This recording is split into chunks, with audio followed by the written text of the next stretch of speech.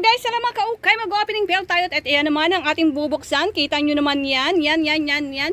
Ano bang ibig sabihin yan? At ito ang ating bubuksan. SPS from Thailand po ito. Rare bell. At dahil rare siya, medyo maharlika siya. Yan guys, so pakita ko lang sa inyo ng malinaw. SPS from Thailand po ito. Printed t-shirt. 200 pieces at ayan na agad ang nasa unahan, Metallica.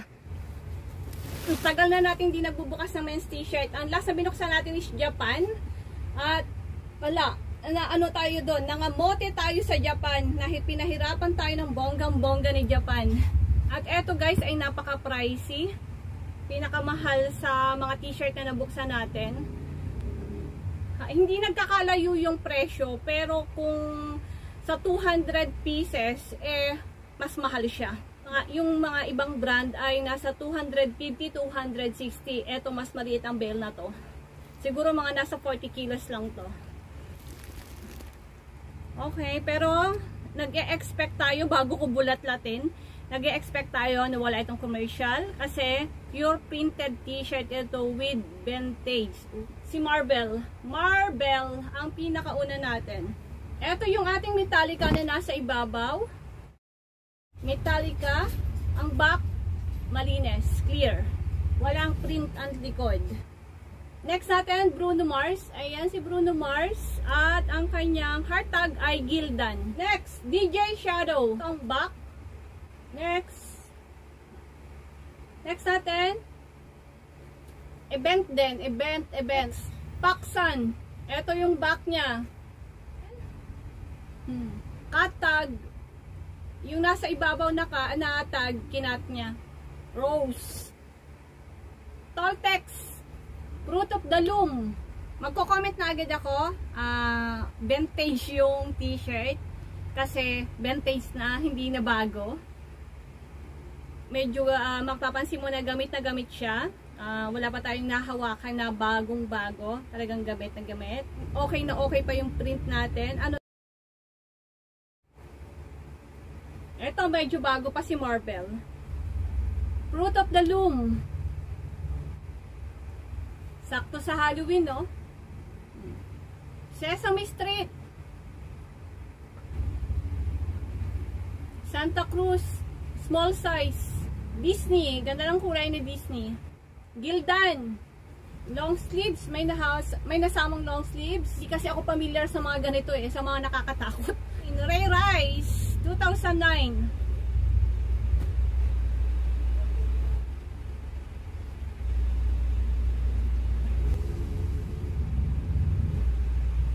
Katag.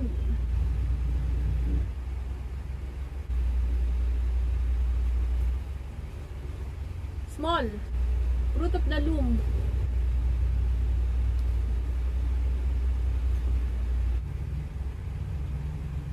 Babae, maliit lang sa akin. Avengers, ang naliligaw na commercial, ayan. Ganda ng kulay, akin na lang. Ay, ang ganda naman ito. Pang akin to guys, wag nang magmamine, akin na to. Champion. Pag mga ganitong kulay, wag nang magmamine, hindi bagay sa inyo. Bagay lang yun sa akin.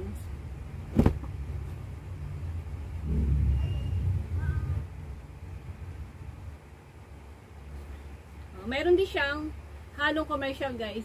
Volunteer. Hindi siya talaga pure na printed t-shirt na yung branded at saka vintage at kung ano-ano pang magagandang print. Mayroon din siyang halo na commercial. Pero peligay ko ay konti lang.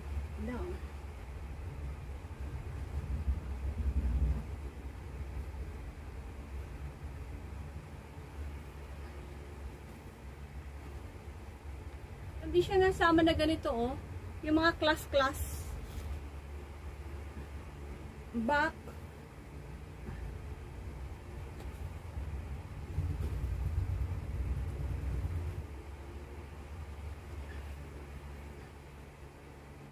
Star Wars, Marvels, back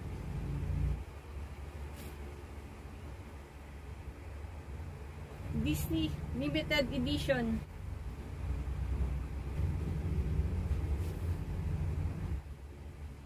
Back. Nakakatakot pang Halloween. Back. Parang pambabae din ah.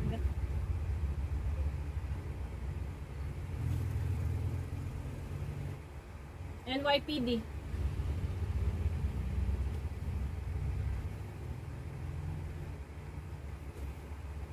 Superman.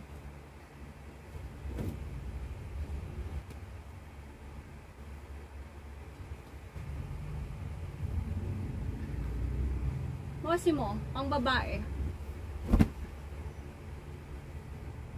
Long sleeves.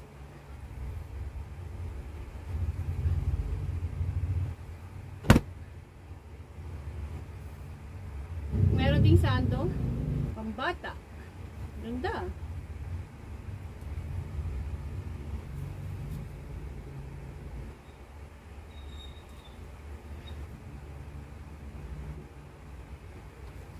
Dallas, Texas.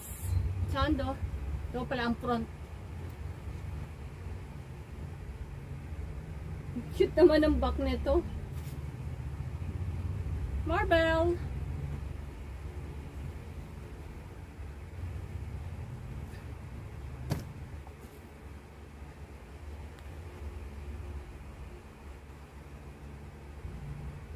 Back.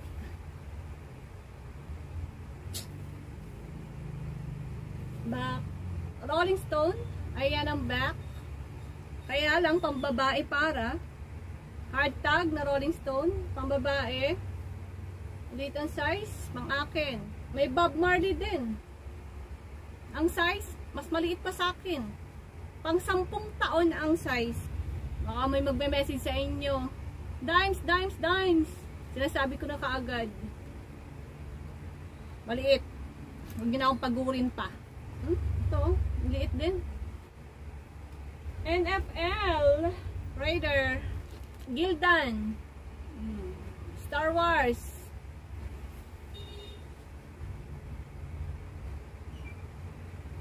Hard Rock. Ayan ang Paki Hard Rock. Pa tayong Hard Rock na puti. Fruit of the Loom na Hard Rock. Rolling Stone na madaming mancha. Ayan ang mga mancha. Mga printed lang and band. Ito, Rolling Stone 89, The North American Tour 1989. Oh, sabihin nyo naman, di pa to vintage. 1989 pa nga. H&M. H&M ang brand. Suzuki. meron pa rin Suzuki, guys. Ayan ang back niya. Pro! Napakalaki. Ano nasa harap? Bakit may ano? Pro, ito'y plain, pero nilagyan niya ng ganyan, ganyan.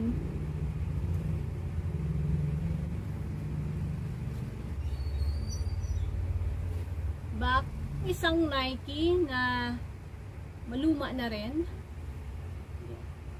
Nike. Pero medyo ano na siya, used na. Event, Marbles. Ganda nito oh. Marbles, diba? Ay, may dare tayo. Ito, ayan. Pang akin, ulit.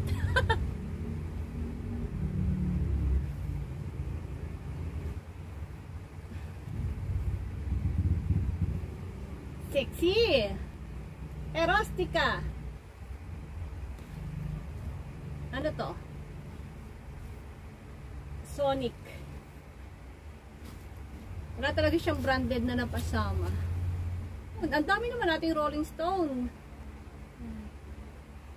Ay, ito pang girl talaga to. Maigsi. Na malaki, oh. Ang dami nating Rolling Stone. Okay, may Pantera din tayo. Pantera. Pantera yarn. Anong label? Wala. Huwag na kayo mangarap ng ano, ng hard tag. Pinutol-putol, sagad na sagad. Anang Pantera. At ang size niya, medium lang. At damage. May damage. Ayan ang damage. Ayan pa ng Pantera. At eto pa, super dami. Ayan pa, super dami niyang damage. Ano? Storm. Ay, ang ganda nito. Ganda siya. Ang back, Storm. River Island, ang brand. Ay, ito ang back. Sino yan? Nakakatakot naman. Cute. Pa? Ganda naman ang kulay nito. King Kong.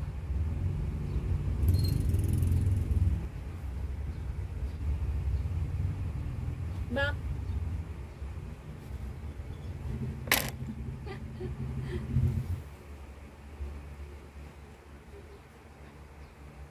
Wala din naman siyang pagkakaiba sa katulad ng MTS to MTT. Kaya lang ito mas ma-print. Mas konti ang commercial. Yun. Mas madaming ganito. Mga ganitong style. Ninja Turtle. Ito ang back. Sa gilid yung kalansay. Cool. Ang small size. Sonoma. Marble. Nem. Marble. Luma na manilaw-nilaw. Manipis na rin ang tela.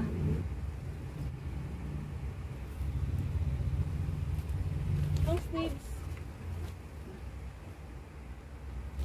At ito ang ating last Wrangler. Ayan. Ito yung nakaibabaw sa kabilang side. Tapos yung isang side naman ay yung Metallica. Ayan o. Pambulag. Ang sabihin kong pambulag. Bibilangin natin kung 200 pieces nga siya. Sana more. Ayun guys, ay nagbabalik. At ang total nga natin ay 200 pieces. Saktong-sakto. Hindi nagbubulaan. Na-request sana ako ng sana more than 200. Kaya lang talagang sakto siya. Tamang-tama yung nasa label niya na 200. Dahil Maharlika ang bale na to. Napakamahal niya guys. Mas mahal pa siya sa Gold Drug, diba? Mas mahal pa siya sa Gold Drug kung tutuusin. Kasi sa Gold Drug namumuhunan lamang ng 70 pesos plus ang isang t-shirt, pero ito ay more than 80 pesos ang ating puhunan. Mas mahal talaga siya. At kayo ang humusga kung karapat-dapat ba siya doon sa presyo niya. Kasi ang ginagawa ko guys, pag nagsusort ako ng mga men's t-shirt, binubukod ko yung selection, yung sa tingin ko ay goods para sa akin. Pag alam ko namang mga regular t-shirt lang siya, dinidisplay ko na kaagad. Iniiwan ko yung mga sa tingin kong goods, tapos dino-double check ko, nag-google pa ako minsan. Kasi hindi ko talaga porte yung mga vintage. Hindi ko natatandaan guys kung ano yung vintage. Kung ano yung mga t-shirt na may value. Hindi ko siya talaga natatandaan kahit nagbabasa-basa ako sa mga group at nag-oosyoso ako dun sa mga group na sinasalihan ko about sa mga t-shirt. Parang hindi pa rin nadadagdagan yung knowledge ko about sa mga t-shirt. Ang alam ko pa rin na magandang t-shirt is yung known brand na like Nike, Adidas, Champion, mga kung ano-ano pang mga brand na known brand yun. Natatandaan ko sila. Alam ko agad guys, kahit medyo bago lang sa akin ang brand, alam ko na may value siya kapag may brand siya. Pero kapag dito sa mga band shirt, sa mga vintage, sa mga kung ano-ano pang, yung mga t-shirt na sinasabi ko mga nakakatakot, wala talaga akong idea, wala talaga akong knowledge. Kaya yun, tinabi ko muna, sinorts ko muna, at isa-isa ko yung pinicturan at isa-isa ko yung sinend doon sa aking isa sa ating mga subscriber na friend ko na. At marunong siya sa t-shirt. Tinatanong ko sa kanya yung paki-review naman nito mga pinapasa ko, baka may makaligtaan ako at maisampay ko at mapresyohan ko ng mababa. Baka masayang at hindi ako tumubo dito sa bale na to. At tinulungan niya talaga ako, tinagaan niya akong tulungan para kahit pa paano mapresyohan yung mga t-shirt natin. At yun na nga guys, dun sa mga na-sort ko na sa tingin ko ay walang kwenta, ang dami pa naming nakuha. Kaya ayun, in-arrange ko at inisa-isa talaga namin, ultimong ultimong mga stitches niya, ultimong mga print niya, ultimong mga hard tag niya ay chinek namin kung pasok ba siya sa vintage o okay goods ba siya or kung magkano ang presyo nito. Yun. At malaking tulong yun sa akin guys. Napakalaking tulong sa akin ng aking friend na yan. From Bohol pa siya guys from Bohol. Isa yan sa ating subscribers. Wala pa tayong 1K subscribers ay nandyan na yan sa ating YouTube at nagsusubaybay kahit walang kwenta ang vlog ko, kahit Korean pa yan, kahit pambabae pa yan, nanonood yan ang vlog natin. Grabe yung support niya sa atin. Hanggang sa pagbebenta sinusuportahan niya ako. At kaya naman, bilang ganti ko naman sa kabutihang kalooban niya, pinalason ko sa kanya yung isang buong bale ng SPS. Siya ang naglason guys, siya ang naglason. At huwag kayong mag-alala guys kasi nagtira naman siya. Konti lang naman yung kinuha niya, 4 na piraso lang naman yung minay niya doon sa nalason niya. At yung size niya lang ang pinili niya. Kasi ang size niya is 21 to 22 by 28 to 29.5. Yun ang size niya.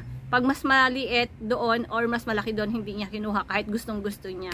At ang komento ko dito sa mga t-shirt na ito, guys, huwag kayong mag-expect na bago yung item ko. Huwag kayong mag-expect na goods ang tela. Gamit na yung mga t-shirt. Kung vintage at vintage na t-shirt, vintage talaga yung mga t-shirt. Yung tatak at yung print lamang yung ating pagbabasihan kung talagang vintage siya. Pero yung t-shirt, talagang vintage siya kasi use na siya. Ganito yung pagka-use. Yan. Ayan, eto may mancha to. Eto ay Nelson Roxanne. Ayan. Rolling Stone. Ayan. Ganito yung kanyang na t-shirt. Diba? Use na siya. Tapos, meron tayong, pakita ko lang din. Eto, vintage to. Ayan, yung vintage natin. Hindi masyado makikita sa camera kung gaano siya ka-use. Pero, kung makikita mo sa personal, is use talaga yung ating mga t-shirt. Mga interesado guys, kay Miss Alice ko po yan binili. Yan po yung kanyang page sa mga gustong bumili. Yan po. Diyan po kayo pumunta kay Miss Alice. Yan siya palang nakikita ko nagbebenta ng mga ganitong bale. Sa kanya nyo na rin i-ask kung magkano presyo nito. Pero mas mahal po siya kesa sa gold drug. Hindi po sa presyo ng bale siya nagkakaroon ng difference ng kamahalan, kundi doon sa bilang. Mas mahal siya sa gold drug dahil kakaunti po ang bilang niya, 200 pieces lang. Ang gold drug kasi ay 250 to 260. Kaya sa puhunan mas mahal po ito. At sa magmamain guys, sa may mga gusto at magkaka-interest dito sa mga item na ito, puntahan nyo po ako dito. Dito nyo po ako puntahan. Huwag kayo pong pupunta sa iba. Huwag na at baka kayo maligaw. Diyan lang po sa page ko na yan guys. Is i-follow nyo, i-like nyo para lagi kayong updated sa lahat ng mga ipopost ko po dyan dahil simula ngayong oras na ito at simula sa mga araw na darating ay lagi na po tayong magpo-post dyan. Magiging masipag na po tayong mag-post dahil medyo maluwag-luwag na tayo ngayon. Medyo maluwag-luwag na ang ating oras, ang ating mga ginagawa ay utay-utay nang natapos. Hindi na ako nakapokus sa isang bagay dahil mga nagdaang panahon talaga ay talagang naglulugmuk-lugmukan ako at nagtatamad-tamaran ako dahil may mga pinagdaanan tayo na hindi kaaya-aya sa buhay. Kaya lahat po nagmamind, lahat ng may magugustuhan, abangan nyo po yan dyan sa page ko. Dyan nyo po puntahan, lahat po dyan nakapost na. Baka nauna ko pang i-post bago dito sa aking YouTube. Kung ano man po yung mga mabubuksan natin, mga magaganda, mga branded at mga kung ano-ano pa, dyan po ninyo puntahan. After nyo pong mapanood dito sa YouTube, ay punta po kayo sa page ko na yan. Inuulit ko, i-like nyo, i-follow nyo. Huwag kayong follow sa iba. Ayan lang, i-follow ninyo. Kung may interest kayo dito sa aking mga pinagagawa at pinag-upload na to guys. Huwag po kayo dito magmamain sa YouTube kasi minsan hindi ko na nababasa yung mga comment. At kung meron mang pagkakataon na medyo late ako mag-reply dyan or late ko nang nababasa dyan sa page na yan, meron lang tayong konting ginagawa. Sa buong maghapon po mababasa ko po yan dahil araw-araw naman po ako nag-check ng aking page. Okay guys, sa mga hindi pa po nag-subscribe, mag-subscribe na kayo at marami pa tayong ukay na pag-uusapan, marami pa tayong ukay na bubuksan dahil ang ukay ang ating hanap buhay. At ang next pala natin guys, mga hoodie jacket ng Gold Drag.